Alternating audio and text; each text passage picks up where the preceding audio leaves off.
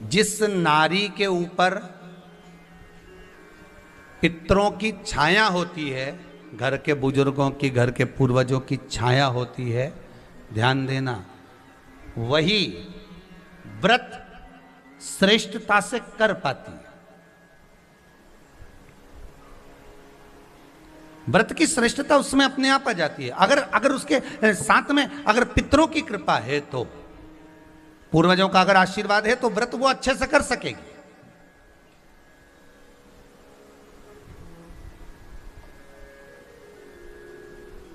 रोना आ रहा है, क्रोध आ रहा है, बहुत सारे परेशानी उसी दिन तुम्हारे सामने आ रही है, समझ लेना कि तुम्हारे घर के पितर भूखे जरूर हैं, अन्न भाग मांग रहे हैं।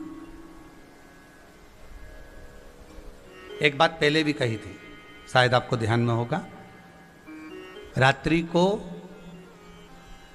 सोने के बाद, विश्राम के बाद, एक बार कहा था, आप लोगों को याद होगा कि सोने के बाद में 2 घंटे के अंदर अगर आपकी नींद खुलती है और खुलने के बाद यदि आपको भूख लग रही है, प्यास लग रही है, तो समझ लेना कि आपके पितर, आपके पूर्वज भूखे हैं, अन्न का भाग मांग रहे हैं, पानी पीने को मांग रहे हैं। उससे नहीं समझ सकते तो व्रत से समझो।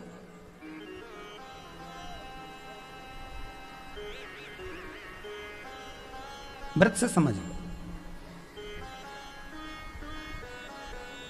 मान लो आपने व्रत किया और आपकी प्रवृत्ति चिड़चिड़ हो रही है, क्रोध आ रहा है, अपशब्द निकल रहे हैं, ताने निकल रहे हैं, या कोई कुछ कहकर चले गया और आपकी आंखों में अश्रु भर रहे हैं, आपकी आंखों में आंसू आ रहे हैं, तो वो श्रेष्ठ व्रत नहीं हो सकता, उसमें दुख है।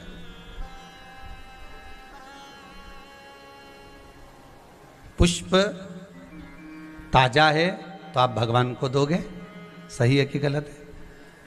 केला अच्छा है तो भगवान को दोगे, वो काला पड़ गया तो तुम भगवान को दोगे क्या? अंदर से गल चुका है तो भगवान को दोगे क्या? नहीं, आप भगवान को दोगे।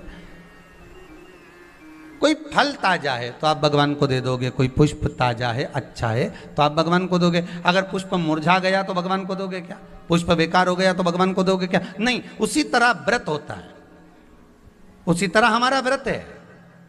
जिस व्रत में हमको क्रोध आ रहा है, जिस व्रत में हम चिड़चिड़े हो रहे हैं, जिस व्रत में हम अपशब्द कर रहे हैं, जिस व्रत में हमको रोना आ रहा है, जिस व्रत में हम किसी की बात का ठेस हमको पहुंच रहा है और हम क्रोधित हो गए, हम रो दिए, हम चिड़चिड़ हो गए, समझ लेना वो फूल मुरझा चुका है, वो व्रत तुम्हारा बेकार हो चुका है, उसको भगवान स्वीकार नहीं करेगा।